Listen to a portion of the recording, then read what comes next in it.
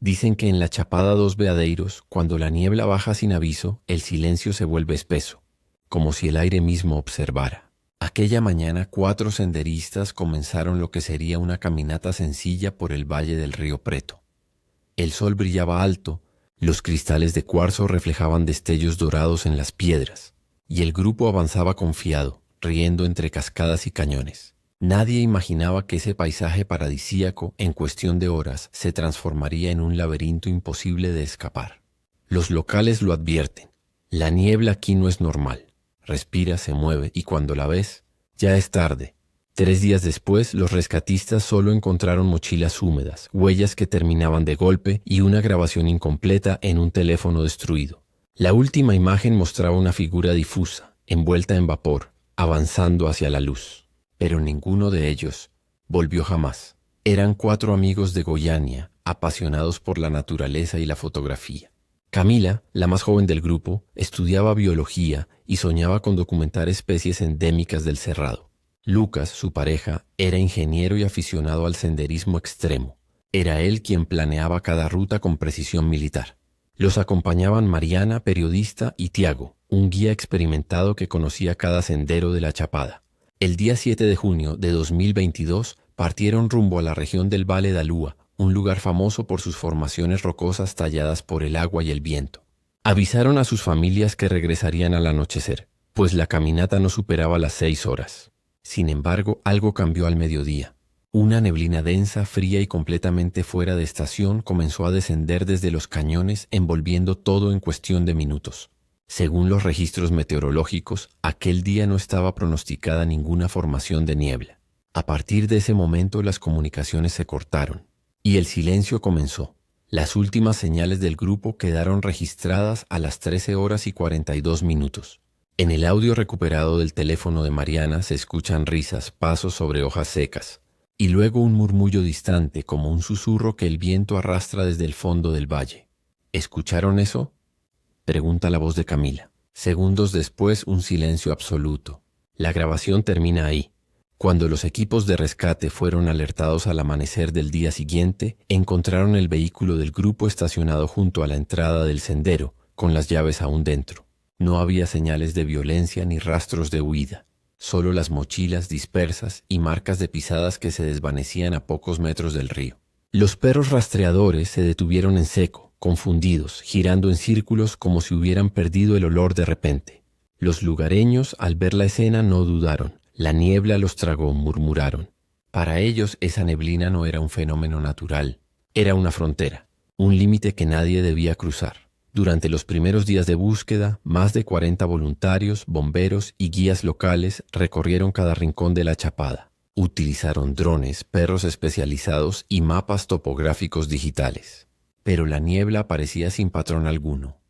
Un manto blanco que surgía del suelo, envolvía a todos por minutos y desaparecía sin dejar rastro. «Es como si nos vigilara», dijo uno de los rescatistas en una entrevista posterior. Los pobladores de San Jorge contaban historias antiguas sobre esa niebla. Decían que era el aliento de la tierra, una energía ancestral que protegía los cristales sagrados del lugar. Otros hablaban de un eco del pasado, un fenómeno que hacía desaparecer a quienes se adentraban demasiado en zonas prohibidas. Una anciana llamada Dona Nair aseguró haber visto luces azules moviéndose entre los árboles la noche anterior al desaparecimiento. Según ella, la Chapada tiene su propio espíritu y cuando alguien la desafía, simplemente lo reclama. Nadie supo si lo decía por fe o por miedo, pero desde entonces muchos comenzaron a creerle. Al 6º día de búsqueda, un equipo encontró algo que cambiaría el rumbo de la investigación. En una grieta entre 2 rocas, a más de 3 kilómetros del sendero principal, hallaron el teléfono de Lucas, parcialmente cubierto de barro. El dispositivo estaba dañado por la humedad, pero el equipo forense logró recuperar algunos fragmentos de video. Las imágenes mostraban a los 4 caminando bajo una neblina espesa, con visibilidad casi nula. Se escuchaban sus voces nerviosas discutiendo sobre la dirección correcta. De pronto, un destello luminoso atraviesa la pantalla y el video se corta con un grito lejano. Lo más inquietante fue el análisis posterior. Los metadatos del archivo indicaban que había sido grabado 2 días después de la desaparición oficial.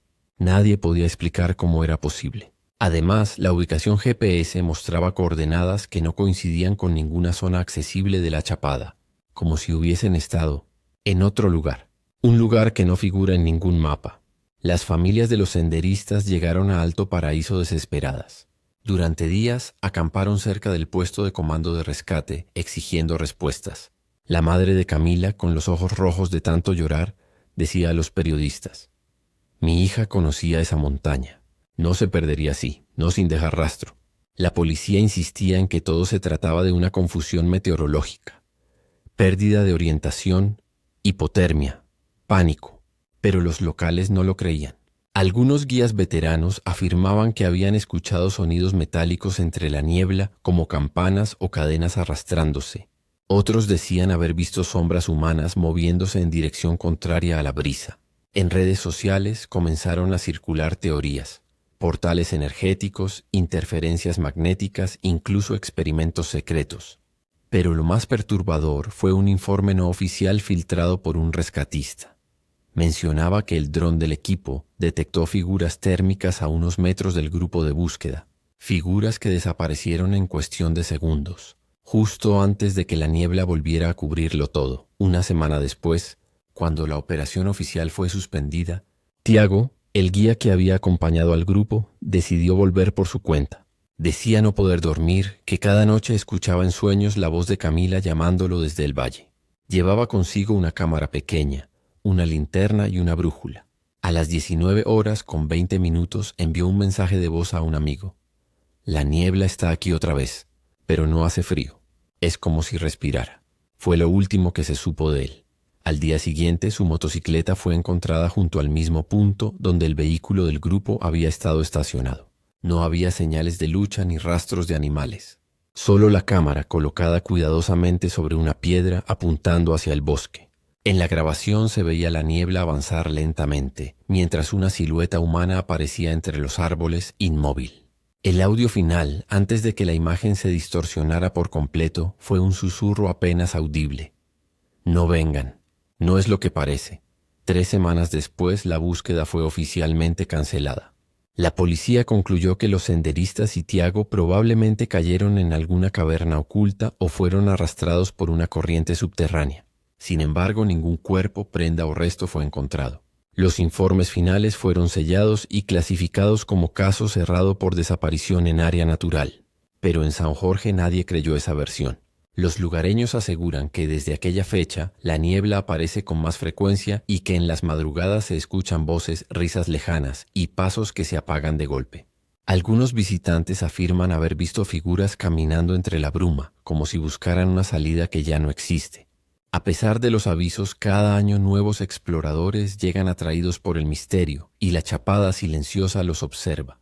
Tal vez sea el destino, o tal vez la montaña simplemente no suelta a quien osa desafiar su respiración. A veces los lugares guardan secretos que la ciencia no puede traducir.